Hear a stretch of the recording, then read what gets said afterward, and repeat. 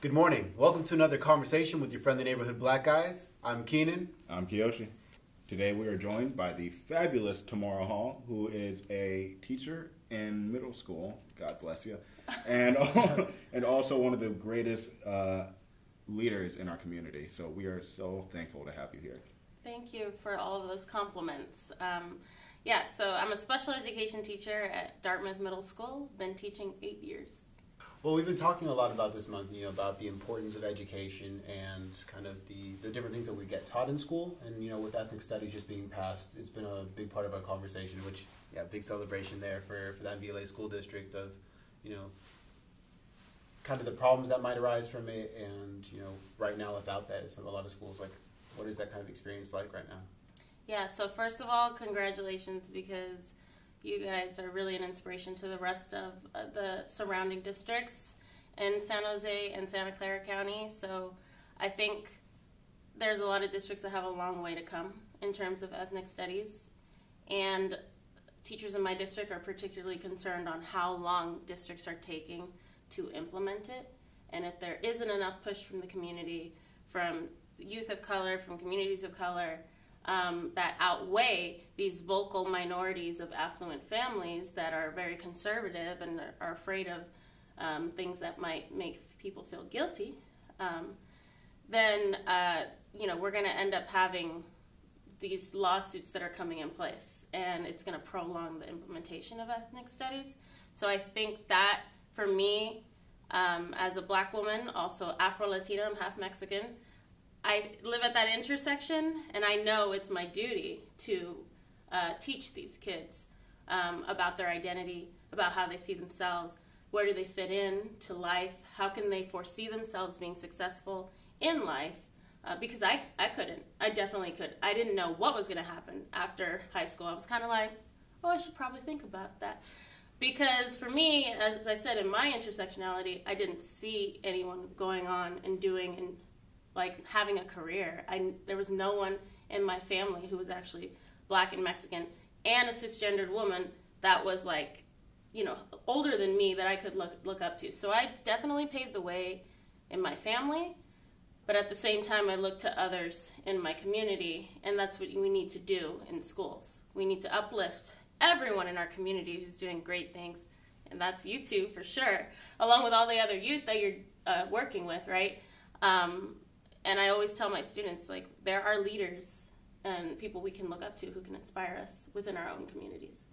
Well, you're actually someone who is fantastic at forming communities. You're a part of multiple organizations out here, San Jose Equity Coalition, right? Afro Uprise. How do you go about building these communities? So, firstly, it is sometimes it's the necessity why, that actually builds the reason why you would actually need a community, right? For me, I moved to San Jose over 8 years ago.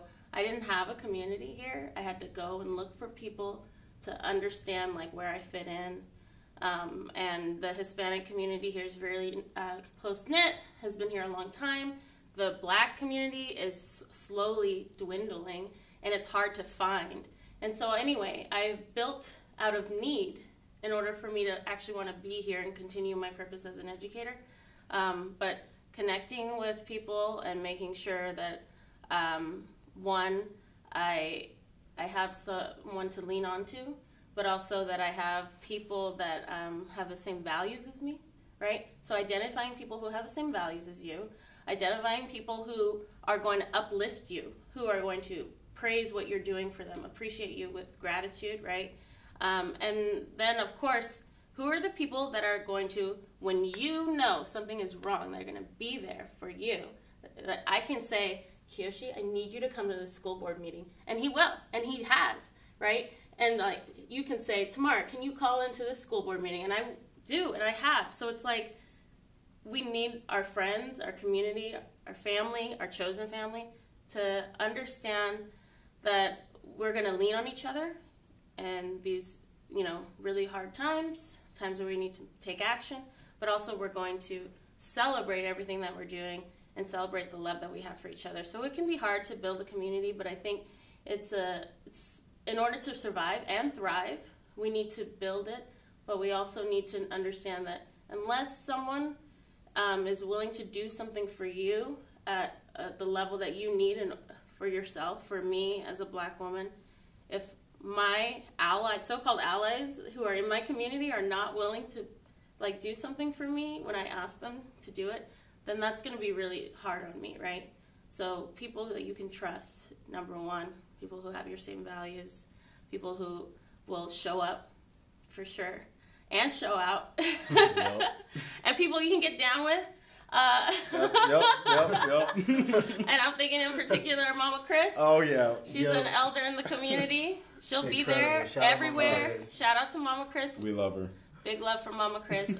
She'll be there at the protest. She'll be there at your birthday party. She'll be there when you need food. And, and that's an inspiration.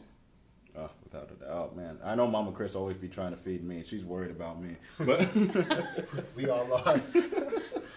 But it's really cool to see, how much you've been able to build these communities here and kind of find those pockets of, it's not just a community, but it's a community with purpose, right? Like, you guys are getting engaged on different things for the betterment of the general good. And it's really awesome to see that. And from someone like you, just, something to look up to, so. Yeah, wait, how did, what inspired you personally, though, to take up the mantle and kind of be the activist you are today? Well, I think... I come from a family that I had to help a lot, so I had a lot of responsibilities as a young kid. I'm the oldest of 5, and my parents were young when they had me. I was basically the third parent. Mm-hmm. And so there have been a lot of times in my life when I knew what needed to be done. I knew that I had responsibilities. I knew I had to step up to the plate. And in terms of building a community, I know you can't do anything by yourself. You're going to need somebody. As I mentioned before, there's a village who helped raise me. Mm-hmm. So because I don't have that village here, I need to build a village, and I have. But at the same time, that's what I think people need in order to make change, right? In order to start a movement, in order to live a successful life, in order to be happy. So it's like, I've learned that because that's how I've lived my life. If I didn't have it, boy, I would not be here in San Jose. Well, we thank you so much for letting us be a part of your village.